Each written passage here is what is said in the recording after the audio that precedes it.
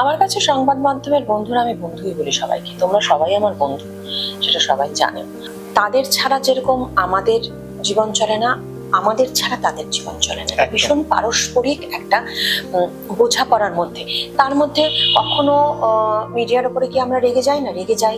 এমন কোনো প্রশ্ন যেটা আমি আমার একটা খুব খারাপ সময়, সেই প্রশ্নটাই আমাকে বারে বারে পোক করা হচ্ছে, সেটা নিয়ে রেগে যাই বটে, কিন্তু তার মানে এটা নয় যে সে আর কাল থেকে আর তুমি আমার বন্ধু রইলে না, এমনটা নয়।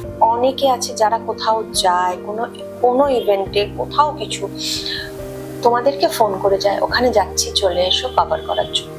তো এরাও কিন্তু তাদের মধ্যেই একজন। এরা কিন্তু এই জিনিসটা করেছে বহু বছর। আমি কোনোদিন করি, কোনোদিন না, কেউ বলতে পারবে না। আসলে সময় মানুষকে সবকিছু শেখায়, দেখায়। সময় সবার একরকম যায় না। হয়তো ভাবছে এখন ভালো সময় আছে, যা ইচ্ছে করা যায়, সময় ফিরিয়ে দেয় সবকিছু, সমুদ্রের ঢেউয়ের মতন। কাজে মানুষের সাথে ব্যবহারটাই থাকে গো, আর কিছু থাকে না। তোমার টাকা, তোমার পয়সা সব ফেলে চলে যাবে ওপরে। ভালো ব্যবহার যদি মানুষের সাথে করো, তুমি চলে যাওয়ার পর মানুষ কাঁদবে যে একটা ভালো মানুষ চলে গেল।